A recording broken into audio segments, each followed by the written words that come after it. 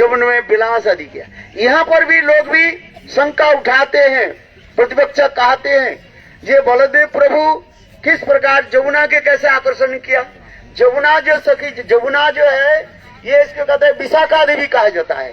राधा जी के 8 सखी में 8 सखी के अंतर्गत ये विशाखा सखी है। तो विशाखा सखी के बलदेव प्रभु कैसे आकर्षण किया, इसकी भी शंका उठाते हुए हमारे आचार्यवाद वर्णन करते हैं।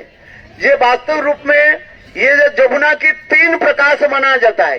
एक विशाखा देवी अर्थात साक्षात जो जमुना देवी, जो हम लोग जो जमुनाष्टक पाठ करते हैं, धातुरम तकस्पत्तने अभिपत्तिहारिणी प्रेक्ष आदि पापिन ओपी पाप सिंधु तारिणी नीर माधुरी ओपी अस चित्त बंदिनी मंग पुना तु सर्वदार बिंद बंधु नंदिनी। जमुनाष्टक ये जमुना देवी विशाखा देवी से अभिन्न कहा जाता है। ये साक्षात जो है विशाखा देवी ही जमुना देवी के रूप में प्रकटित होता है।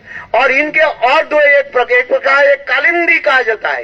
ये कालिंदी जो है वो दर्भ की एक महिष के रूप में भी यहाँ पर भी समावेश होता है।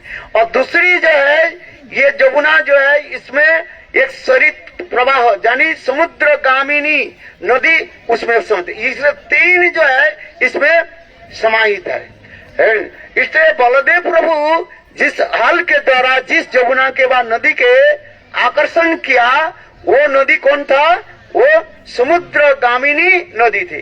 उसको ही जो है बलदेव प्रभु आकर्षण करके लाए और वहीं पर समस्त सखियों के जो है उन्होंने जलपान कराया और जमुना में विहार किया। इसमें भी है ये, इसमें एक भी तत्व भी देते हैं। अभी हम लोग कथा श्रवण करे थे जो यहाँ पर एक नदी गांव है जिस गांव के कहा जाता है उजान गांव कहा जाता है। उजान शब्द की अर्थ होता है जहाँ पर नीचे ऊपर से जल आ जाता है और फिर ऊपर चले जाते हैं, ऊपर से फिर नीचे चले जाते हैं। इसलिए बलदेव प्रभु जब वो जमुना के बुरा जमुना नहीं आना नहीं चाहते थे और उस समय देखो बलदेव प्रभु उसी नदी के जो है खींच करके लाए और उसमें फिर पुनः जो प्रेम के भाव से पुनः आगे चले गए। यहाँ पर एक उजान गांव भी कहा जाता है। ये समझता दिव्य अपराकृत स्थान है। यहाँ पर भी हमारे जीव गोस्वामी पाठ और भी वर्णन देते हैं।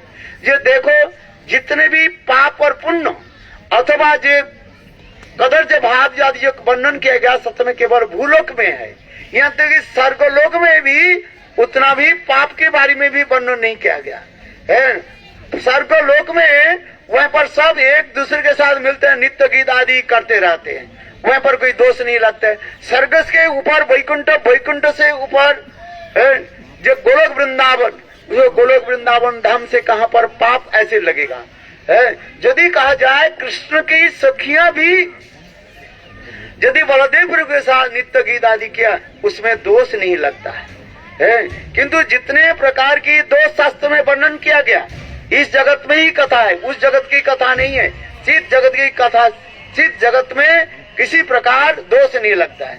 इसी प्रकार हमारे आचार्यवाद वर्णन करते हैं ये बलदेव प्रभु यहाँ पर आकर के रास विहार आदि की और ये सुरम्य संदेश स्थान जो है यहाँ पर गुरुदेव का थे कृष्ण की लीला के समय जैसे खेलन वन है और आगे जो है ये समस्त स्थान है। सुंदर स्थान को दर्शन करना हम लोग चाहिए और इस स्थान को हम प्रणाम करते हैं। ऐसे लीलाएं जो हमारी हृदय चित्त में उदित हो इस स्थान को प्रणाम करते हैं हम आगे बढ़ेंगे। वंशा कृपा सिंधु